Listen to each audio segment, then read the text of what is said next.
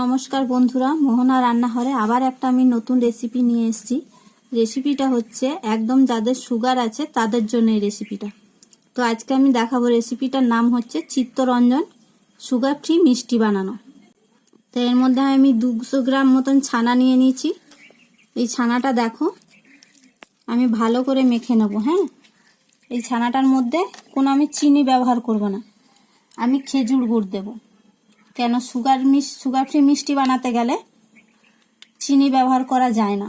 200 গ্রাম ছানার মধ্যে আমি 10 থেকে 15 গ্রাম মতো খেজুর গুড় নিয়ে নিছি।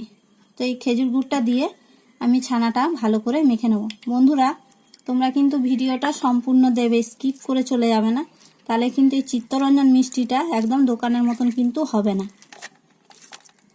ছানাটা কিন্তু খুব একবারে মসৃণভাবে মেখে নিতে হবে, এরকম হাতের তালু দিয়ে, যেন ছানাটার মধ্যে একটুও দানা ভাব না থাকে।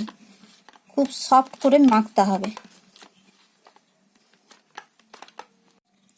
ছানাটা আমার মাখা হয়ে গেছে। আমি এরকম লম্বা টাইপের একটা টিফিন নিয়ে নিয়েছি। টিফিনটার মধ্যে একটু ঘি লাগিয়ে নেব, যাতে ছানাটা দিলে লেগে না যায় এবং মিষ্টিটা তুলতে সাহায্য করবে ভালোভাবে। ছানাটা আমি টিফিনের মধ্যে দিয়ে দেবো। একদম সমান করে টিফিনের মধ্যে বসিয়ে দিতে হবে, এরকমভাবে যেন একদম চেপে বসে থাকে, যেন ফাঁপা না থাকে ভেতরে। একবারে সমান করো। এবং চামচ দিয়ে আমি সমান করে দেবো চারপাশের কোণগুলো।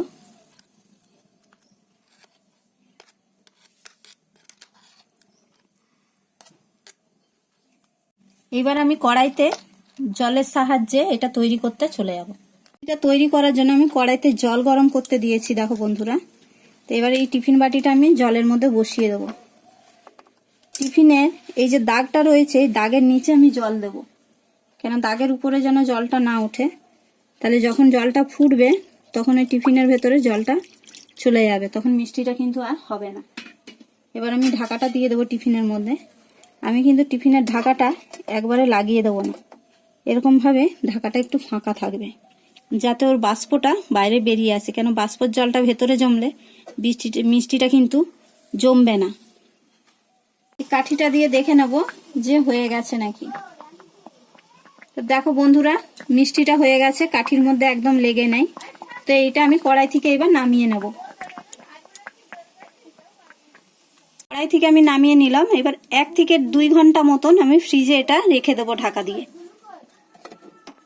দেখো বন্ধুরা, আমি ফ্রিজ থেকে বার করে নিয়ে এসেছি। ফ্রিজে আমি 1 ঘন্টা মতন রেখেছিলাম। দেখো ছুরি দিয়ে এইভাবে আমি ধারগুলোকে একটু ছাড়িয়ে নেব, তারপরে আমি ওই থালাটায় ঢালবো। ছুরি দিয়ে বার করে নিতে হবে এইভাবে সাইডগুলো, না হলে উল্টাবার সময় তখন ছাড়বে না। থালার মধ্যে এভাবে উল্টে দেবো, দিয়ে আস্তে আস্তে আমি এটাকে বাড়ি মারবো। বাড়ি মেরে এভাবে ছাড়াবো।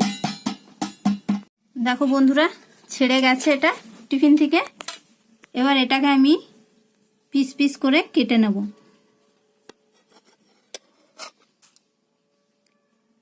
এইভাবে আমি 4 চৌকো ভাবে কাটবো। দেখো বন্ধুরা, কি সুন্দর কাটা হয়ে যাচ্ছে।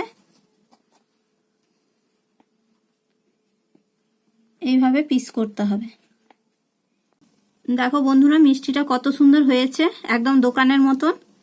দোকানে যে চিত্তরঞ্জন সুগার ফ্রি মিষ্টিটা পাওয়া যায়, সেই মিষ্টিটা আমি আজকে বানালাম। তো বন্ধুরা, যদি ভিডিওটা তোমাদের ভালো লাগে তাহলে চ্যানেলটাতে সাবস্ক্রাইব করবে, একটা লাইক করবে আর কমেন্ট করে জানাবে।